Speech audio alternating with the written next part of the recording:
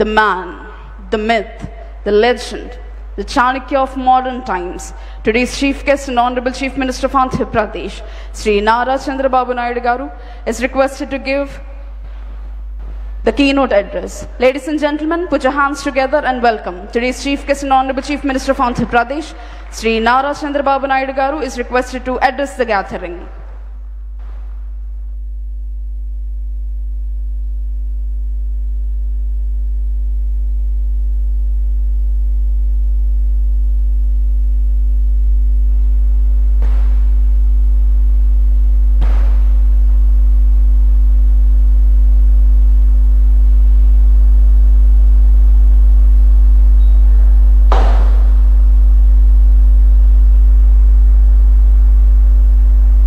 ఈరోజు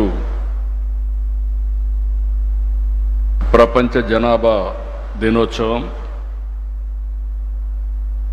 మనమందరం కూడా ఇక్కడ సమావేశమయ్యాం. భవిష్యత్తుకు ఎలాంటి ప్రణాళికలు మనం రూపకల్పన చేసుకోవాలి అనే విషయాన్ని మనం చర్చించుకోవడానికి ఇక్కడ సమావేశమైనప్పుడు గౌరవనీయులు డాక్టర్ మహేంద్ర దేవ్ గారు, chairman, economic advisory council, prime minister of India, honourable MLA Tenali Shravan Kumar గారు, special chief secretary health and medical and family welfare, principal secretary to government planning and finance Piyush Kumar గారు, రెస్పెక్టెడ్ జలలీన్ టాఫిసీ, chief of field office UNICEF public health specialist, professor Sanjeev Kumar, professor and coordinator of Lokniti Center for the Study of Developing Societies, Dr. M. Prakashamma, Public Health Specialist, Director of Answers, Hyderabad, Dr. Subhashini Jalota, Founder, Maina Mahila Foundation, Dr. Rajiv Acharya, Research Advisory Board Population Council, Dr. Subramanyam, former Joint Director Population Research Center, Visakhapatnam. And also we are all gathered here, especially community development program officers, different NGOs, central administrators and supervisors, medical front side, gynecologists, medical officers, ASHA workers, ANM, NGOs, program officers, school assistants, district education officers, faculty and directors, universities and also colleges, especially faculty members from All India Institute of Medical Science, Katuri Medical College, GGH and also self-help groups. We are all here. ఇక్కడంతా మనం కూర్చొని ఆలోచిస్తున్నాం, ఒక మంచి policy ఏ విధంగా తేవాలి, భవిష్యత్తుకు ఏ విధంగా ముందుకు పోవాలని ఆలోచిస్తున్నాం. ఫస్ట్ టైం ప్రపంచ జనాభా దినోత్సవాన్ని మనం జరుపుకుంటున్నాం. ఇంతవరకు ఒక మాటలో చెప్పాలంటే ఒక విధంగా అందరం కూడా జరుపుకున్నాం, కానీ ఈసారి ఫోకస్ పెట్టి ఈ కార్యక్రమాన్ని నిర్వహించడానికి కారణం ప్రత్యేకంగా భవిష్యత్తు ఏ విధంగా ఉండాలని ఆలోచించడం కోసం మనం ఈ కార్యక్రమాన్ని పెట్టుకున్నాం. 1989 జూలై 11న ప్రపంచ జనాభా 5 బిలియన్లు అంటే 500 కోట్లకు చేరుకున్న సందర్భంగా ఐక్యరాజ్య సమితి జూలై 11వ తేదీన వరల్డ్ పాపులేషన్ డేగా ప్రకటించారు.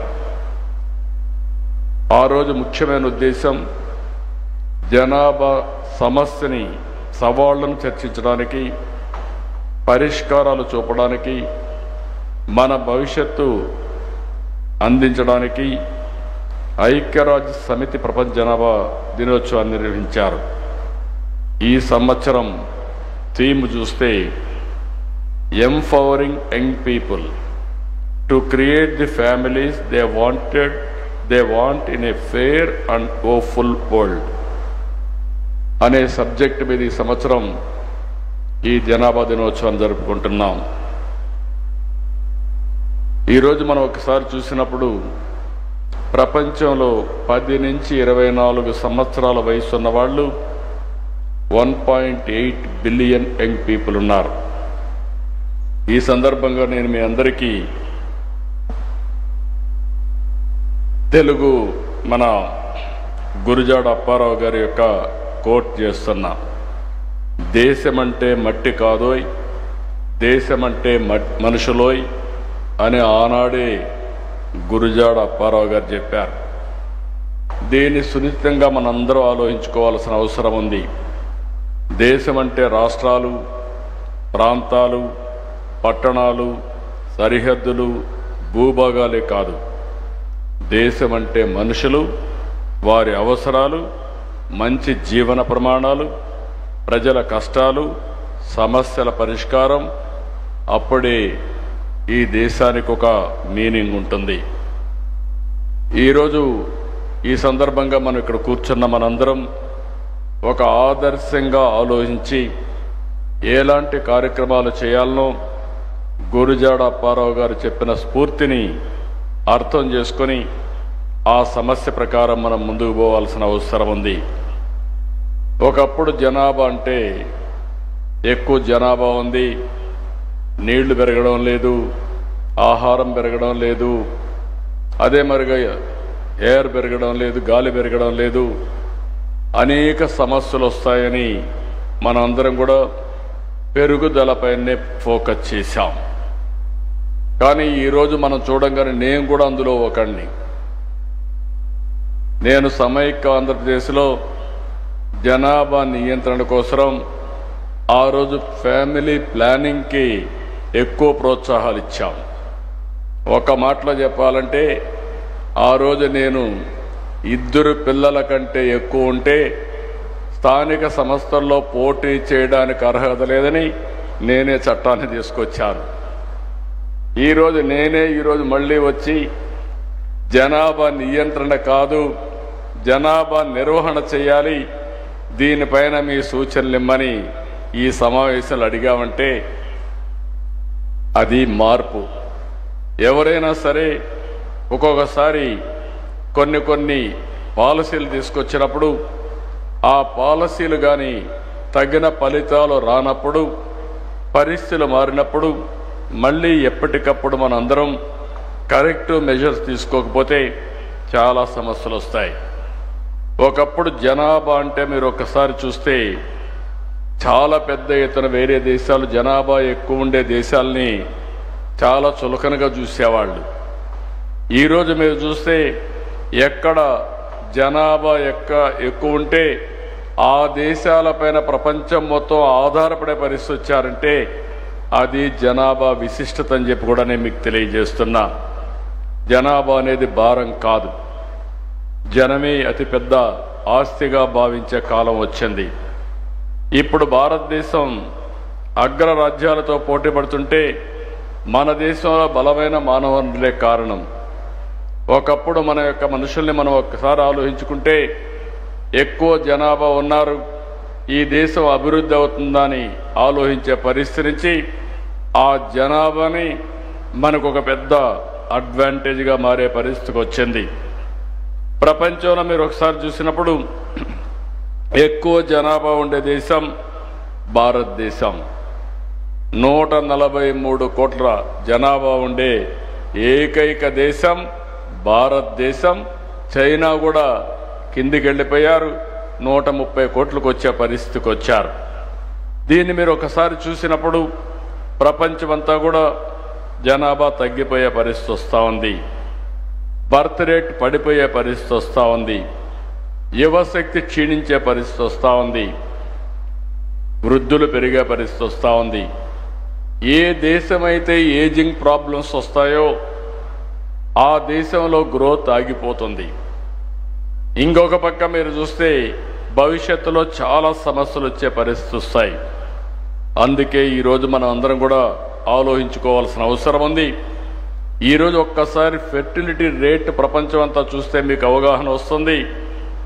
అమెరికాలో ఫెర్టిలిటీ రేట్ 1.62, యూకేలో 1.54, Hungary 1.50, France 1.49, Russia 1.47, Germany 1.46, Canada 1.33, Japan 1.23, China 1.02, ఇంకొక పక్కన సింగపూర్ 0.96. ఇవి చూసినప్పుడు మీకు అర్థమవుతుంది 2.1 ఉంటే స్టెబిలిటీ ఉంటుంది, జనాభా రీప్లేస్మెంట్ లెవెల్లో ఉంటుంది. 2.1 కంటే తక్కువ ఉంటే రోజు రోజుకు జనాభా తగ్గిపోయే పరిస్థితి వస్తుంది. ఒక సమయం అయ్యే కొందికి ఇది ఇంబ్యాలెన్స్ అవుతుంది. దీన్ని కరెక్ట్ చేయడానికి కూడా సాధ్యం కాదు. మన దేశానికి వస్తే ఒకసారి మీరు చూస్తే ఈరోజు జనాభా బీహార్ 3.0, మేఘాలయ 2.9, ఉత్తరప్రదేశ్ 2.4, జార్ఖండ్ 2.3, మణిపూర్ 2.2. ఇవన్నీ కూడా రీప్లేస్మెంట్ కంటే అబోవ్ ఉన్నాయి. అదే కిందికి వస్తే తమిళనాడు 1.8, తెలంగాణ 1.8, కేరళ 1.8, కర్ణాటక 1.7, ఆంధ్రప్రదేశ్ 1.7కు వచ్చాం. అంటే ఇప్పుడు మీరు చూసిన తర్వాత ఏ దేశాలైతే ఇబ్బందులు వస్తున్నాయో అవన్నీ కూడా మనం చూసాం. మన దేశంలో కూడా ఇప్పుడు కొన్ని అడ్వాంటేజెస్ వచ్చాయి, మనందరం గుర్తుపెట్టుకోవాలి. మొట్టమొదటిసారిగా ఆర్థిక సంస్కరణ వచ్చింది 1991. అదే సమయంలో 1995లో టెక్నాలజీ రెవల్యూషన్ వస్తే ఫస్ట్ మోర్ అడ్వాంటేజ్ తీసుకున్న వాళ్ళం భారతీయులు, అందులో తెలుగు వాళ్ళు. దాన్ని నేను గర్వపడుతున్నా. 25 సంవత్సరాల కంటే ముందు మనం అవలంబించిన ఐటీ వల్ల ఈరోజు ప్రపంచంలోనే భారతీయులు నెంబర్ 1 అయితే అందులో అగ్రస్థానంలో ఉండేది తెలుగు జాతి అని ఈ సందర్భంగా మీ అందరికీ గుర్తు చేస్తున్నాను. అలాంటి సందర్భంలో ఈరోజు మనం చూసినప్పుడు ఈరోజు ఒక ఆర్టికల్ చూస్తే నాకు ఎంతో ఆనందం కలిగింది. ఇటీవల మీరు ఎక్కడికి పోయినా మీరు చూస్తూ ఉంటే ఎక్కువ అమెరికాలో ఈరోజు సంపన్న భారతీయం 43 దేశాలకు చెందిన 125 మంది బిలియనీర్లో మన వాళ్ళు 12 మంది ఉన్నారు. అంటే 10% బిలియనీర్స్ మనవాళ్లే ఉన్నారు ప్రపంచంలో.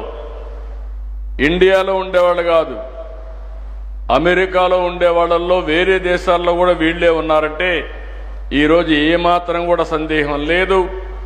ప్రపంచంలో హైయెస్ట్ పర్ క్యాపిటా ఇన్కమ్ ఎవరంటే మొన్నటి వరకు జూయిష్ ఉండేవాళ్ళు, ఇప్పుడు భారతీయులని చెప్పడానికి నేను గర్వపడుతున్నానని చెప్పి కూడా నేను మీకు తెలియజేస్తున్నా. అది జనాభా ప్రభావం. మూడోది, మన దేశంలో ఇప్పుడుండే జనాభా ఎగ్జాక్ట్గా రాబోయే 20 సంవత్సరాలు 2047 వరకు డెమోగ్రఫిక్ అడ్వాంటేజ్ ఉంటుంది. అది కూడా సౌత్ ఇండియా వల్ల కాదు, బీహార్, యూపీ కొన్ని రాష్ట్రాల వల్ల, పెద్ద రాష్ట్రాల వల్ల. అయితే ఇది రాబోయే రోజుల్లో అక్కడ కూడా డిసడ్వాంటేజ్ వస్తుంది. ఈ విషయంలో మనం ఒక్కసారి గుర్తుపెట్టుకోవాలి. మీలో కూడా ఒక ఆలోచన రేకెత్తించడానికే నేను ఈ విషయాలన్నీ చెప్తున్నాను. ఒక చైతన్యం తేవడానికి నేను ప్రయత్నం చేస్తున్నాను. మనలో అనేక ఆలోచనలు ఉంటాయి, అనేక సమస్యలు ఉంటాయి. సమస్యలు కూడా పరిష్కార మార్గాలు ఉంటాయి. ఆ పరిష్కార మార్గాలు సరైన సమయంలో మనం అవలంబిస్తే మనం విజేతలు అవుతాం. అది చేయలేకపోతే మనం కూడా రాబోయే రోజుల్లో సమస్యల సుడిగుండంలో మనం కూడా కలిసిపోయే పరిస్థితి వస్తుంది. అందుకే 2047 వరకు మనకి అడ్వాంటేజ్ ఉంటుంది. నేను ఇంకొక మాట కూడా చెప్తున్నాను. ఇక్కడ భారతదేశంలో మీరు ఒకసారి చూస్తే right time, right leader, right place, అదే నరేంద్ర మోడీ ప్రధానమంత్రిగా ఉండడం కూడా ఒక అడ్వాంటేజ్ అని చెప్పి మీ అందరికీ తెలియజేస్తున్నా. దీనివల్ల లాభం ఏంటని మీరు ఆలోచిస్తే ఒక సుస్థిరమైన పాలన, ఒక స్టెబిలిటీ, అదే మరి ఆర్థిక అభివృద్ధి. అదే కాకుండా మొన్నే మీరు ఒకసారి ఆర్టికల్ చూస్తే ప్రపంచంలో ఇన్క్లూజివ్ గ్రోత్ రేట్లో మనం 4వ ప్లేస్లో ఉన్నాం. అమెరికాలో ఆర్థిక వ్యవస్థలు మనకంటే ఎక్కువ ఉన్నాయి, చైనాలో ఎక్కువ ఉన్నాయి, చాలా దేశాల్లో ఎక్కువ ఉన్నాయి.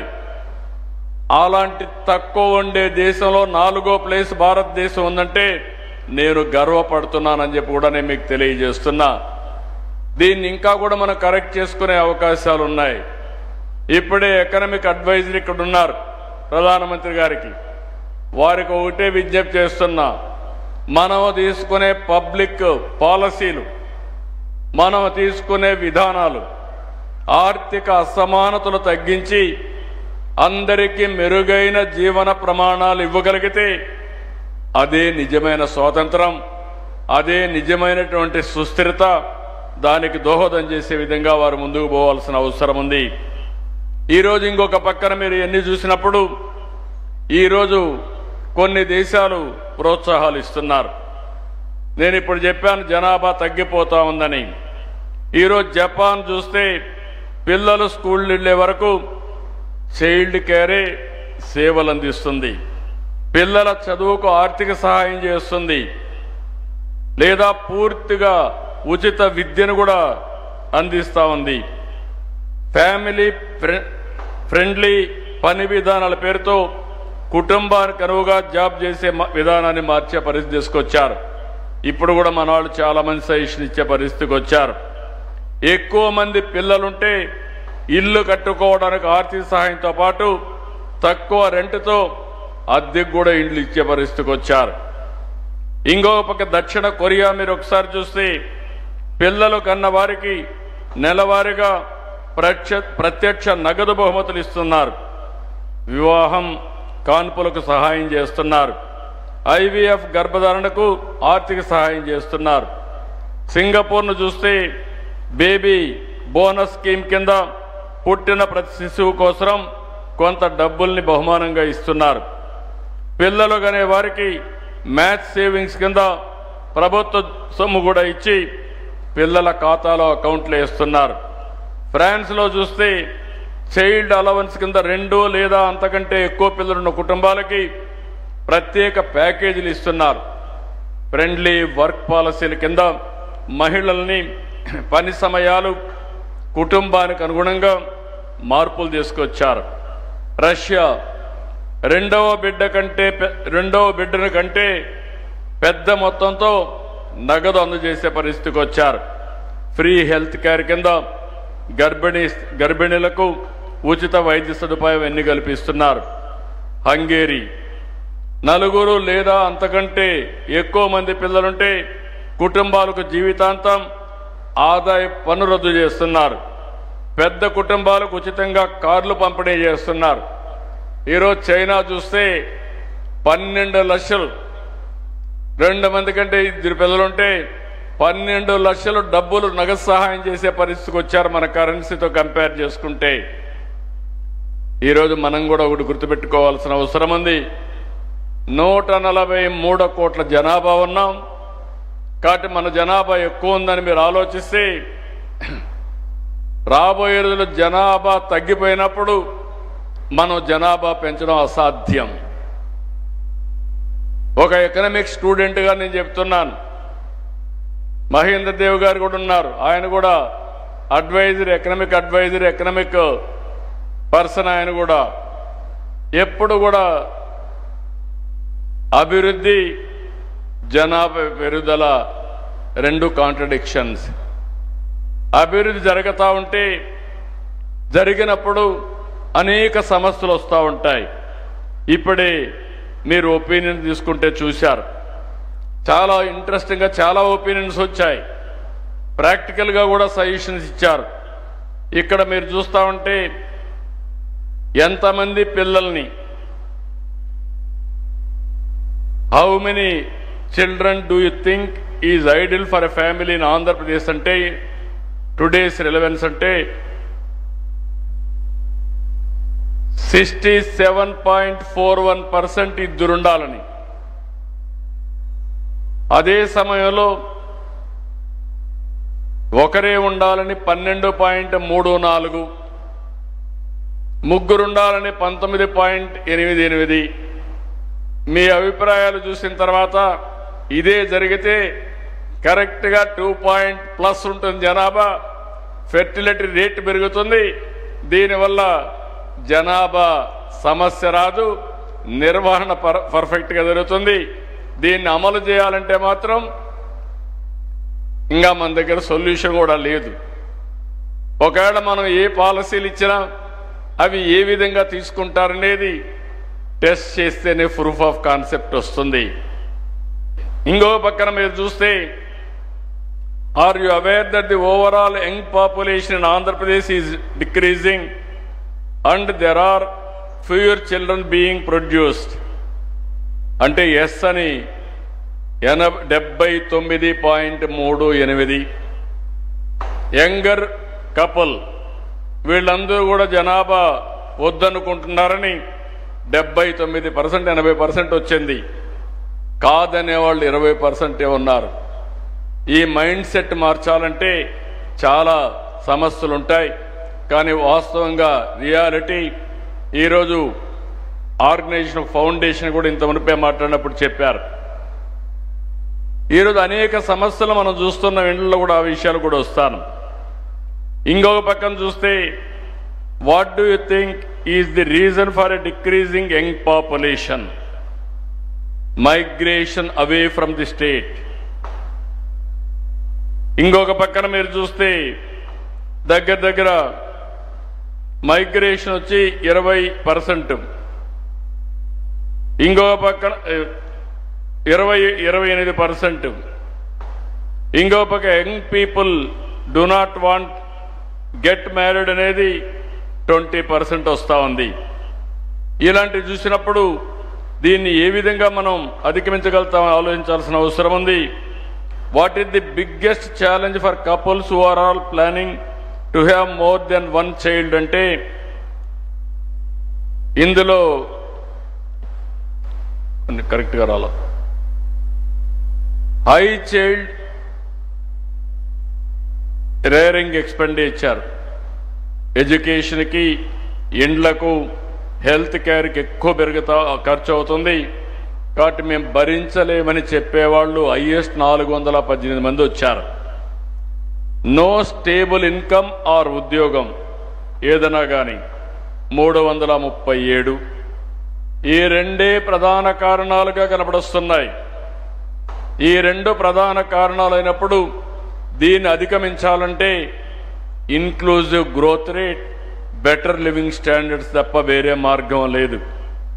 What kind of support do elder people need the most అంటే ఈరోజు ఇక్కడ చూసినప్పుడు easy access to near by hospitals or doctors 44%, regular pension without delay 33.95. మిగిలిన రీజన్స్ అన్ని చిన్నవన్నీ ఉన్నాయి. Do you think children grow up better in a joint family setup అన్నప్పుడు 68% yes అంటున్నారు. ఇంకొక పక్క సమ్ టైమ్స్ అనేవాళ్ళు 24% ఉన్నారు. న్యూక్లియర్ ఫ్యామిలీస్ అనేవాళ్ళు ఓన్లీ 6.54. సామాజిక మార్పుల వల్ల ఈరోజు మనందరం కూడా ఆర్థిక స్వావలంబన వచ్చినాక డబ్బులు వస్తూ ఉంటే మన ఆలోచన విధానాలే మారిపోతున్నాయి. ఒకప్పుడు జాయింట్ ఫ్యామిలీస్ ఉండేటివి, పెద్దలుండేవాళ్ళు. ఇప్పుడు రాను రాను అలాంటి జాయింట్ ఫ్యామిలీస్ అన్ని డివైడ్ అయిపోయి more and more nuclear families వస్తున్నాయి. అంటే ఒకప్పుడు నేను ఎప్పుడూ చెప్పేవాడిని, Indian families are best in the world. మీరందరూ ఒకటి గుర్తుపెట్టుకోవాల్సిన అవసరం ఉంది. ఇండియాలో ఫ్యామిలీస్ ఏవైతే ఉన్నాయో జాయింట్ ఫ్యామిలీస్గా ఉండడం, ఒక లెగసీ కింద బాధ్యతలు తీసుకోవడం, ఇల్లు అనేది ఫ్యామిలీ అనేది ఒక social security, financial security, health security, stress buster ఇవన్నీ ఉంటాయి. అదే ఇద్దరే ఉండే ఫ్యామిలీస్, వైఫ్ అండ్ హస్బెండ్ ఉంటే ఇద్దరు బయట పోతే పిల్లల్ని ఎవరు చూసుకోవాలో తెలియకుండా అసలు పిల్లలే వద్దనుకునే పరిస్థితి వస్తూ ఉంది. ఇంకో పక్క దీనివల్ల ఏదైనా చిన్న డిఫరెన్స్ వచ్చినా ఆ డిఫరెన్సెస్తో విడిపోయే పరిస్థితికి వస్తున్నారు. కనీసం మంచి చెడులు చెప్పే అవకాశాలు కూడా కుటుంబాలకు లేకుండా పోయే పరిస్థితి వస్తున్నాయి. ఆ కుటుంబంలో ఏం జరుగుతుందో కూడా తెలియని పరిస్థితి వస్తూ ఉంది. మనకు వారసత్వంగా వచ్చింది కుటుంబ వ్యవస్థ. ఆ కుటుంబ వ్యవస్థ, జాయింట్ ఫ్యామిలీ వ్యవస్థను కాపాడుకునే బాధ్యత మనందరి పైన ఉందని చెప్పి కూడా నేను మీకు తెలియజేస్తున్నా. మొన్నటి వరకు ప్రభుత్వంలో ప్రతి ఒక్క వ్యక్తికి 5 కేజీలు బియ్యం ఇచ్చేవాళ్ళం. 5 మంది ఉంటే 25 కేజీలు ఇస్తాం. 5 మంది కంటే పైన ఉంటే బియ్యం ఇవ్వం, రేషన్ ఉండదు. దీనివల్ల ఫ్యామిలీలు more and more ration card కావాలనే పరిస్థితికి వచ్చారు. నేను మా ఫైనాన్స్ సెక్రటరీ చెప్పాను, మనం కొత్త విధానాన్ని ఆలోచించాలి. అవసరమైతే 10 మంది ఉండే కుటుంబానికి 10 × 5 50 కేజీలు కాకుండా ఇంకొక 5-10 కేజీలు అదనంగా ఉంటే ఇస్తే అది ఇన్సెంటివ్గా ఉంటుంది. దానివల్ల కుటుంబం కలిసి ఉంటుంది. ఇలాంటి పాలసీస్ మనం తీసుకురావాల్సిన అవసరం ఉంది. ఇప్పుడు ఇల్లు కడుతున్నాం. ఇల్లు కడితే గవర్నమెంట్ సింగిల్ బెడ్రూమ్ ఇస్తున్నాం. ఫ్యామిలీ డివైడ్ అయితే సింగిల్ బెడ్రూమే ఇస్తున్నాం. దానివల్ల వీళ్ళు ఇల్లు కట్టుకోవాలంటే ఫ్యామిలీ డివిజన్ కింద చూపించడం లేకుంటే విడిపోవడం జరుగుతున్నాయి. అట్లా కాకుండా అలాంటి ఫ్యామిలీస్కి 3-4 ఫ్యామిలీస్ కలిసి ఉంటే ముగ్గురికి ఇచ్చే డబ్బులే కాకుండా ఇంకా అదనంగా డబ్బులు ఇచ్చి మంచి ఇల్లు కట్టిస్తే ఒకే ఇంట్లో ఉండే సాంప్రదాయం వస్తుంది. అలాంటి పాలసీస్ని మనం ప్రోత్సహించాల్సిన బాధ్యత ఉందని చెప్పి కూడా నేను మీకు తెలియజేస్తున్నా. అందుకని ఈరోజు మీరు ఇక్కడ చూసినప్పుడు what can help youth plan for their life and family better అంటే ఫస్ట్ ఇది మీరు చూస్తే counselling and guidance about carrier and family health. రెండోది ఆపర్చునిటీస్. 30% కౌన్సిలింగ్ అంటున్నారు, 45% ఆపర్చునిటీస్ క్రియేట్ చేయాలనే పరిస్థితికి వచ్చారు. అదే సమయంలో ఇంకొక పక్కన మీరు చూస్తే how can the government support seeking women to take care of both work and family అంటే లాంగర్ మెటర్నిటీ లీవ్ కావాలంటే 93, work from home 273, flexible working hours 339. అంటే దగ్గర మనం ఇది చూసినప్పుడు లాంగర్ మెటర్నిటీ లీవ్ కావాలనేవాడు 11.48, వర్క్ ఫ్రమ్ హోమ్ కావాలనే వాళ్ళు 33.7, ఫ్లెక్సిబుల్ వర్కింగ్ కావాలనే వాళ్ళు 42%. ఈ రెండు కలిపితే 42, 32, 74% ఇంటి దగ్గరైనా పనిచేస్తాం, లేకపోతే ఫ్లెక్సిబుల్ వర్కింగ్ అవర్స్ పెడితే ఎక్కువ మంది పిల్లలున్నా నష్టం ఉండదనే విధంగా మాట్లాడే పరిస్థితికి వచ్చారు. అదే చైనా పాలసీ పెట్టారు, జపాన్ పాలసీ పెట్టారు. మనం కూడా అలాంటి ఫ్లెక్సిబుల్ పాలసీస్, నవేడేస్ టెక్నాలజీ వచ్చింది, ఎక్కడున్నా పనిచేసే అవకాశాలు వచ్చాయి. చాలామంది ఆంధ్రప్రదేశ్ రాష్ట్రంలో దగ్గర 5 లక్షల మంది వర్క్ ఫ్రమ్ హోమ్ పనిచేస్తున్నారు. ఇంకో పక్కన మీరు చూస్తే ఫ్లెక్సిబుల్ వర్కింగ్కి అలవాటు పడ్డారు. బ్లూ కాలర్డ్ కానీ వైట్ కాలర్డ్ కానీ ఇవన్నీ కూడా వాళ్ళ కన్వీనియంట్ టైంలో పనిచేయడం, ఇంటి దగ్గరనే పనిచేసి నాలెడ్జ్ ఎకానమీలో ముందుకు పోయే పరిస్థితికి వచ్చారు. ఇంకొక పక్క what kind of government support would encourage people to have more children అంటే ఇందులో కూడా providing financial support and incentives 273, providing financial support మళ్ళా డూప్లికేషన్ వచ్చింది, అవైలబిలిటీ ఆఫ్ క్వాలిటీ ఎడ్యుకేషన్ 228, రెండు ఒకటే డూప్లికేషన్. ఇప్పుడే ఇమ్మన్నాను ఇచ్చారు, దానివల్ల ఇవన్నీ వచ్చాయి. నేనేమంటున్నానంటే ఇప్పుడు బ్రాడ్గా మీరు ఒకసారి ఈ డేటా చూశారు. మనం ఆలోచించేటన్నిటికీ ఇక్కడుండే 1000 మంది సమాధానాలు ఇచ్చే పరిస్థితి వచ్చారు. It is more accurate. ఇది ప్రజాభిప్రాయం అని చెప్పి కూడా నేను మీకు తెలియజేస్తున్నా. ఈ ప్రజాభిప్రాయాన్ని ఒక పాలసీ, డ్రాఫ్ట్ పాలసీగా తీసుకొని దాన్ని మనమందరం ప్రజలకు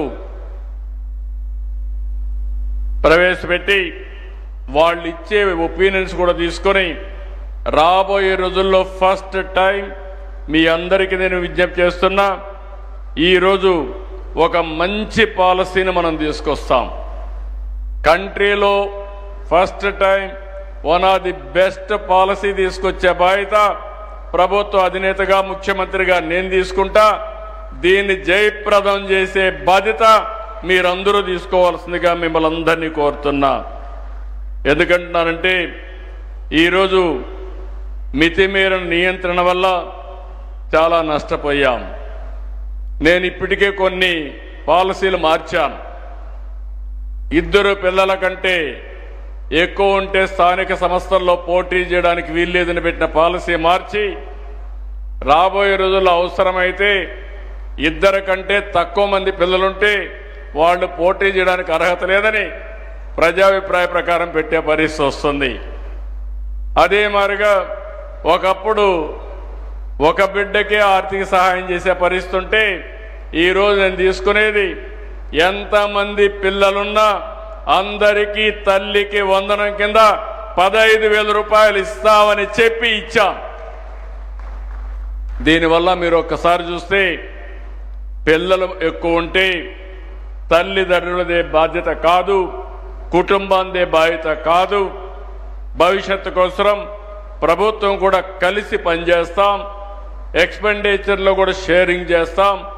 ఆ పిల్లల్ని అన్ని విధాలు ఆదుకునే బాధ్యత తీసుకొస్తామని చెప్పి కూడా నేను మీకు తెలియజేస్తున్నా. అందుకే ఈరోజు మనందరి ఆలోచన ఒకటే ఉండాలి. మనం 1.7 ఫెర్టిలిటీ రేట్, 1.7 ఎట్లా రీచ్ కావాలి? 2.1, 2.1కి ఏ విధంగా రీచ్ అవుతాం? అయితే మనం గమ్మునుంటే 1.71 అయిపోతుంది. ఆ తర్వాత ఇది 0.5 అయినా ఆశ్చర్యం లేదు. ఇప్పుడు చైనా 1 పడిపోయారు. చైనా మీరు గుర్తుపెట్టుకోవాలి, రాబోయే రోజుల్లో చైనా 100 కోట్ల జనాభా కంటే తగ్గిపోతుంది. భారత్ జనాభా ఇదే మాదిరిగా మీరు చూస్తే రాబోయే 15-20 సంవత్సరాలు మా ఎకానమిస్టులు, ఎక్స్పర్ట్స్ అందరూ వర్కౌట్ చేయాలి. ఇండియా 160-170 కోట్ల వరకు పోయే పరిస్థితి వస్తుంది. అక్కడి నుంచి మనం కూడా డిమినిష్ అవుతాం. అది తగ్గితే మళ్ళీ మనం చైనా మారిగా ఒక 15-20 సంవత్సరాల్లో జనాభా తగ్గిపోయే పరిస్థితి వస్తుంది. అందుకనే మనందరం కూడా గుర్తుపెట్టుకోవాల్సింది, ఈరోజు ఎక్కడికక్కడ మన విధానాల్లో మార్పు తీసుకురావాలి. నేను ఒకప్పుడు ఒక పిలిపిచ్చాను. ఎయిడ్స్ పైన ఎవ్వరూ మాట్లాడేవాళ్ళు కాదు. సమైక్య ఆంధ్రప్రదేశ్లో మొట్టమొదటిసారిగా దేశంలో నేను ఒక కాల్ ఇచ్చాను. Break silence, talk about AIDS అని మాట్లాడి ఆ సైలెన్స్ని బ్రేక్ చేసి పెద్ద ఎత్తున ఉద్యమాలు, చైతన్యాన్ని తీసుకొచ్చాం. దానివల్ల ఆ రోజు నేను చాలాసార్లు చెప్పాను, మీ పిల్లలతో కూడా మీరు మాట్లాడండి, వాళ్ళకు కూడా కౌన్సిల్ చేయండి. ఈరోజు మనందరం కూడా ఎయిడ్స్ అంటే అదొక భూతంగానో, మనం మాట్లాడితే కరెక్ట్ కాదని సీక్రెసీ మెయింటైన్ చేస్తే సమాజమే ప్రమాదంలో పడుతుంది.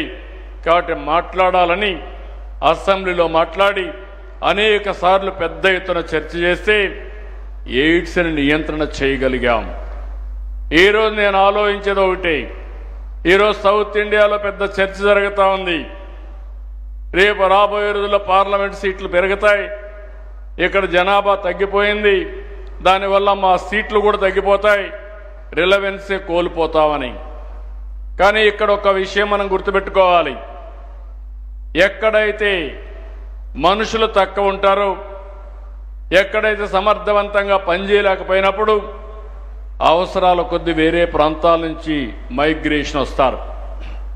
ఈరోజు హైదరాబాద్ ఉంది, అభివృద్ధి జరిగింది, మెరుగైన జీవన ప్రమాణాలు ఉన్నాయి, ఆదాయం బాగుంటుంది.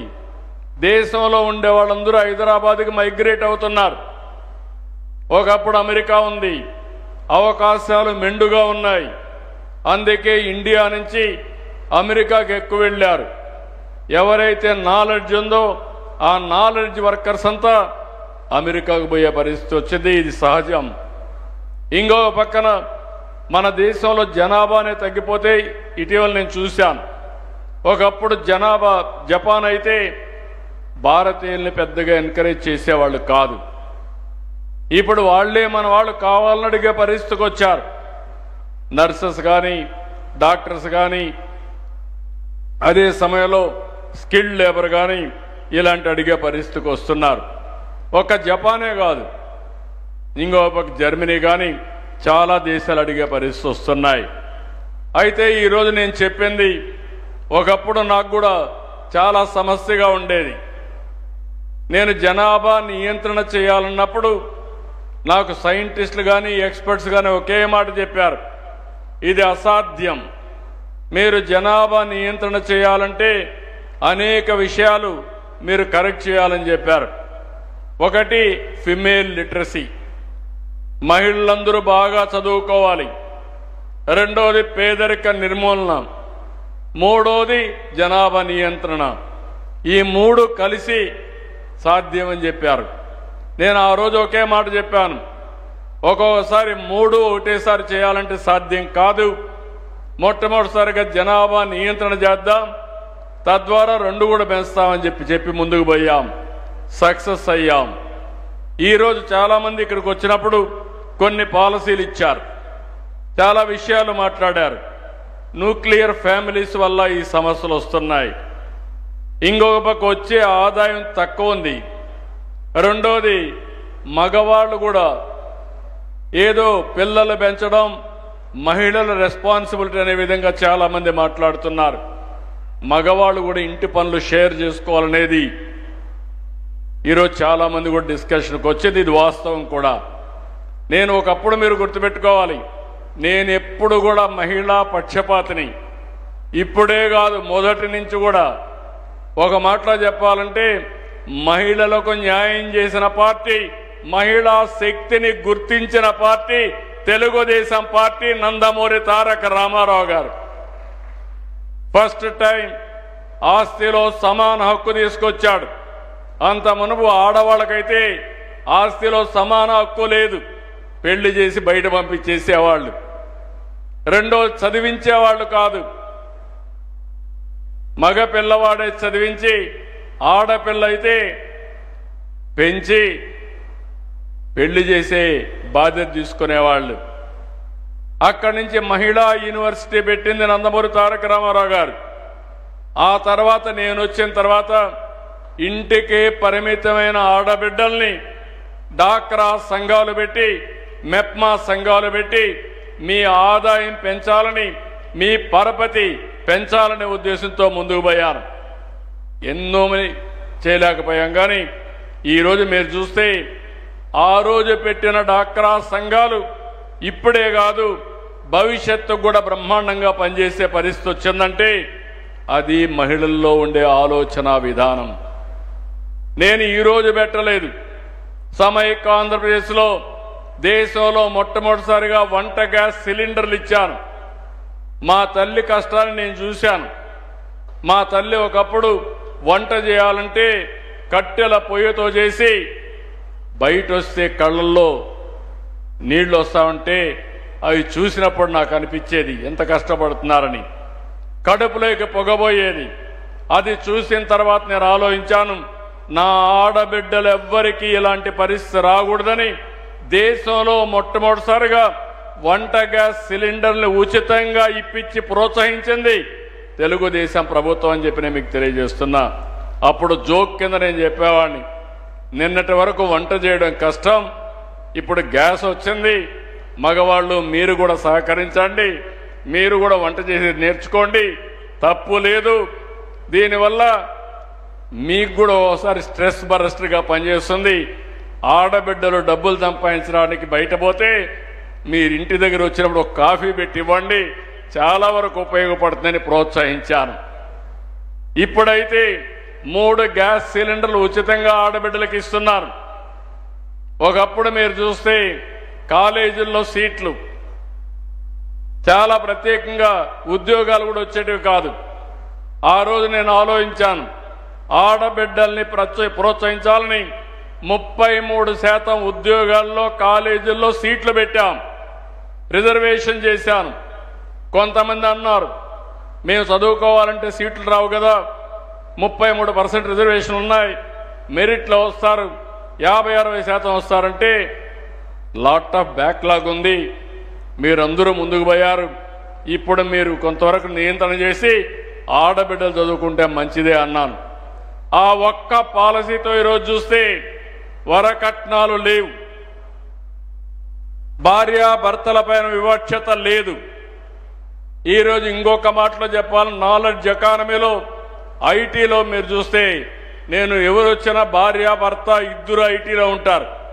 నేను అడుగుతున్నాను ఎవరి ఆదాయం ఎంత అని. నాకు వచ్చిన వాళ్ళలో 100లో 170% ఆడబిడ్డల ఆదాయమే, భార్యల ఆదాయమే ఎక్కువ ఉంది భర్తల కంటే. ఇదో గ్రేట్ రిఫార్మ్. ఇది అంటే శక్తి సామర్థ్యాల్లో ఆడబిడ్డలు తక్కువ కాదు, ఆ విషయం మీరు గుర్తుపెట్టుకోవాలి. తెలివితేటల్లో మీరు తక్కువ కాదు. ఒకప్పుడు అలాంటి సైకలాజికల్ ఫీలింగ్ ఇచ్చారు. ఆ సైకలాజికల్ ఫీలింగ్ ఏంటంటే శారీరకంగా ఆడవాళ్ళు ఎక్కువ పని చేయలేరని, మగవాళ్లకు పని చేస్తే రేట్ ఎక్కువ, ఆడవాళ్ళు పని చేస్తే రేటు తక్కువ వ్యవసాయ పనుల్లో. ఇది మోడర్న్ ఏజ్, ఇన్ఫర్మేషన్ ఏజ్. ఇది ఈ సమయంలో మీరు ఒకటి గుర్తుపెట్టుకోవాలి, మగవాళ్ళ కంటే ఆడవాళ్ళు ఎక్కువ ఫోకస్ ఉంది. ఆ ఫోకస్ వల్ల మీ ఆదాయాలు కూడా బాగా పెరిగే పరిస్థితి వస్తూ ఉంది. నేను రెండో విషయం కూడా చెప్పేవాడిని, జనాభాలో 50% ఆడబిడ్డలు, 50% ఇంటికే పరిమితమయ్యి పిల్లలు కనడానికే పరిమితం అయితే ఆర్థికంగా కూడా మనం పైకి రాము. రెండోది ఆర్థిక అసమానతలు ఉంటాయి. ఒకప్పుడు మీరు ఒకటి గుర్తుపెట్టుకోవాలి, ఇక్కడ ఉండే ఉమెన్ అంతా కూడా మనకు ఒక ట్రెడిషన్ ఉంది, ఉండేది పిల్లలు పుడితే తల్లిదండ్రుల మీద, తండ్రి పైన ఆధారపడేవాళ్ళు, తల్లి పైన కాదు. తండ్రి మనకు ఏదైనా డబ్బులు కావాలంటే ఇచ్చేవాడు, ఆడబిడ్డకైనా మగబిడ్డకైనా. పెళ్ళి అవుతానే భర్త, 10 రూపాయలు కావాలంటే భర్తే ఇవ్వాలి. మళ్ళా ముసలివాళ్ళు అవుతానే మళ్ళా కొడుకు పైన ఆధారపడాలి. ఏదైనా ఒక సరదా, సినిమాకు పోవాలన్నా పర్మిషన్ తీసుకోవాలి, షాపింగ్ పోవాలన్నా పర్మిషన్ తీసుకోవాలి. అదే మగపిల్లలకు అవసరం లేదు. ఇలాంటి అనేక వివక్షతలుంటే అవన్నీ రూపుమాపాం. ఈరోజు దానికి గర్వపడుతున్న, ఒకప్పుడైతే ఆర్టీసీ కండక్టర్లుగా నేను ఆడబిడ్డలకు ఇచ్చాను, రిజర్వేషన్లు పెట్టాను. చాలామంది అన్నారు ఆర్టీసీ కండక్టర్లుగా పనిచేస్తారా అని. కాదు, ఆర్టీసీ డ్రైవర్లుగా కూడా రిజర్వేషన్లు పెట్టా. కానీ కండక్టర్లు ఫుల్గా వచ్చారు, కానీ డ్రైవర్స్ రాలేకపోయారు. ఇప్పుడు ఎలక్ట్రికల్ వెహికల్స్ వస్తున్నాయి, డ్రైవింగ్ చేయడం కూడా చాలా ఈజీ. కార్లు అయితే చేయగలుగుతున్నారు, అది కూడా తొందరలోనే అన్ని రంగాల్లో రాణించే పరిస్థితి వస్తుందని చెప్పి కూడా నేను మీకు తెలియజేస్తున్నా. అయితే ఇక్కడ ఒక్క విషయం మిమ్మల్ని కోరుతున్నాం, మనం అవేర్నెస్ తీసుకురావాలి. నేచర్, ప్రకృతిలో ఆడవాళ్లే శిశువులకు జన్మిస్తారు తప్ప ఇంకోటి కాదు. అలాంటప్పుడు ఎలాంటి మార్పులు తీసుకురావాలనో జనాభా నియంత్రణ గురించి ఒకప్పుడు నియంత్రణ అన్నాం, ఇప్పుడు జనాభా నిర్వహణ.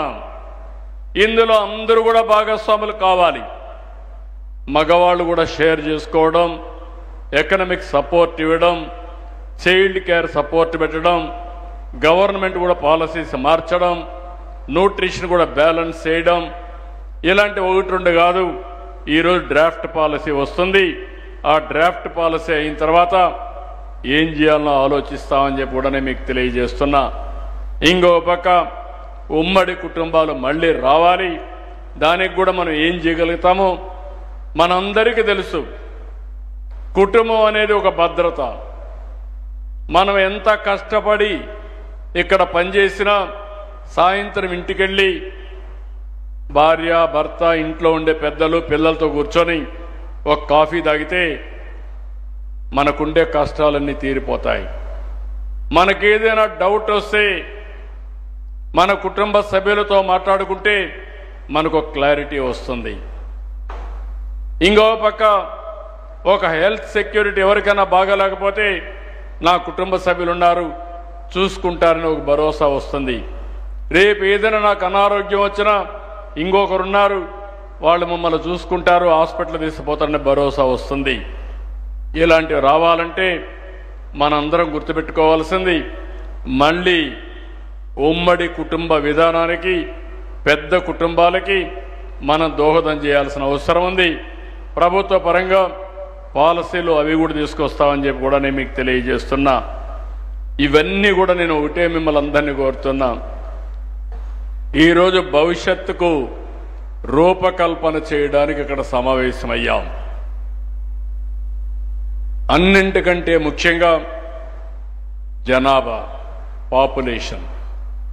నేను ఇప్పుడు ఏ పని ఆలోచించినా పాపులేషనే ఒక ఆస్తిగా ఆలోచిస్తున్నా, ఒక క్యాపిటల్గా ఆలోచిస్తున్నా.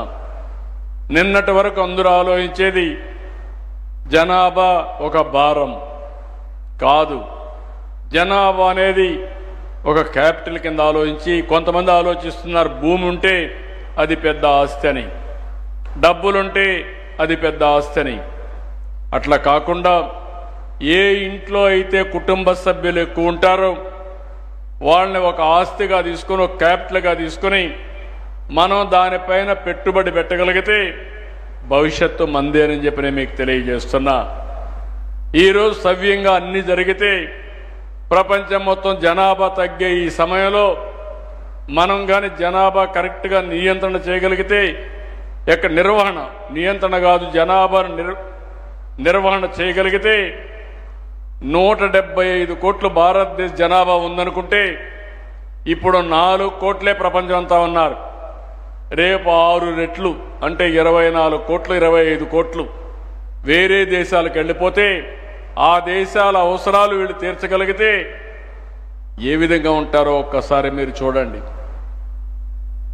కాబట్టి వేరే దేశాలు అనుకోకుండా లేకుంటే ముందు జాగ్రత్తలు లేకుండా ఆ దేశాల్లో ఏజింగ్ ప్రాబ్లం వచ్చింది. అలాంటి ప్రాబ్లం రాకూడదంటే మనందరిలో ఒక చైతన్యం రావాలి, దీనిపైన చర్చ జరగాలి. చర్చ జరగడమే కాకుండా మనందరం దీనికి తగిన విధంగా కార్యక్రమాలు కూడా రూపకల్పన చేసుకోగలిగితే ఒక బ్రహ్మాండమైన భవిష్యత్తు ఉంటుంది. దీనికి మీరందరూ ఆలోచించాల్సిందిగా నేను మిమ్మల్ని కోరుకుంటూ, ఈరోజు ఒక ఆర్గనైజేషన్, మంచి ఆర్గనైజేషన్ ఇక్కడ చూస్తే కుప్పంలో నా నియోజకవర్గంలో పనిచేస్తున్నారు. వీళ్ళు నాకు అక్కడ పోయినప్పుడు బాగా ఈ పాలసీ చూసిన తర్వాత మైనా మహిళా ఫౌండేషన్ సుహని జలోతా గారు పైన కూర్చున్నారు. వారు చెప్పారు, వారి టీం వచ్చి కనపడ్డారు. ఫస్ట్ టైం నేను చూసింది జనాభా నిర్వహణ కోసం ఎలాంటి సమస్యలు ఉన్నాయో అనలైజ్ చేసి కపుల్స్ని పిలిపించి కౌన్సిలింగ్ చేసి వాళ్ళతో మాట్లాడి వాళ్ళకుండే సందేహాలు నివృత్తి చేస్తూ జనాభా నిర్వహణ కోసం పనిచేసే మొదటి సంస్థగా నేను చూసా. వారిని మనస్ఫూర్తిగా అభినందిస్తున్నా. మొన్నటి వరకు ఫ్యామిలీ ప్లానింగ్ కోసం పనిచేశారు. ఇప్పుడు పాపులేషన్ మేనేజ్మెంట్ కోసం పనిచేయాల్సిన అవసరం ఉంది. This is the right time. నిన్నటి వరకు ఒక లెవెల్లో పోయాం థింకింగ్ ప్రాసెస్లో. ఇప్పటి నుంచి మన ఆలోచన విధానాన్ని మార్చి మళ్ళీ భావితరాల భవిష్యత్తు కోసం, మన భవిష్యత్తు కోసం, సమాజ మనుగడ కోసం ఆలోచించాల్సిందిగా కోరుకుంటూ, మీరందరూ కూడా 2047 విజన్ డాక్యుమెంట్ వికసిత్ భారత్ ఉంది, స్వర్ణ ఆంధ్రప్రదేశ్ 2047 ఉంది. అది జయప్రదం కావాలంటే ఇది కూడా జనాభా నిర్వహణ కూడా చాలా ముఖ్యం. దానికి మీరందరూ సహకరించవలసిందిగా నేను కోరుకుంటూ, ఇప్పుడు మీకు ఏ డౌట్స్ ఉన్నా మీరు అడిగే అవకాశం ఉంటుంది. జనాభానే మన ఆస్తి, జనాభానే మన సంస్థ. మనకు దానికి ఏమాత్రం కూడా నాకు అనుమానం లేదు. ఈరోజు ప్రపంచంలో మీరు ఏ దేశానికైనా వెళ్ళండి, పాష్ లొకాలిటీకి వెళ్ళండి, మీరు హిందీలో మాట్లాడండి, లేదంటే తెలుగులో మాట్లాడండి, మీరు మాట్లాడితే ఒక 50 మంది వచ్చి మిమ్మల్ని పలకరించే పరిస్థితికి వస్తారు. అది మన శక్తి. ఇప్పుడు నాలెడ్జ్ ఎకానమీలో ప్రపంచంలో ఉండే అవకాశాలను అందిపుచ్చుకుంటున్నటువంటి దేశం భారతదేశం. నాకు అనుమానం లేదు, 25 సంవత్సరాలు మార్పు వచ్చింది. ఇంకొక 25 సంవత్సరాల్లో పెను మార్పులు వస్తాయి. దానికి మనం సిద్ధంగా ఉండాలని అందరినీ కోరుకుంటూ, ఈరోజు ఈ కార్యక్రమానికి వచ్చిన మిమ్మల్ని అందరినీ పేరు పేరున మనస్ఫూర్తిగా అభినందిస్తూ, మీరిచ్చిన అమూల్యమైన సూచనలకి మనస్ఫూర్తిగా ధన్యవాదాలు తెలియజేసుకుంటూ మీ అందరి దగ్గర సెలవు తీసుకుంటున్నా. జై హింద్, జై జన్మభూమి. Thank you, sir. Thank you so much for the valuable message. Human capital, gender equality, what not, everything, which is why India and the world is admiring your brain, sir. అత్యద్భుతమైన సందేశంతో అందరిలోనూ నూతన ఉత్తేజాన్ని నింపిన ఈనాటి కార్యక్రమ ముఖ్య అతిథి గౌరవనీయులైన ఆంధ్రప్రదేశ్ రాష్ట్ర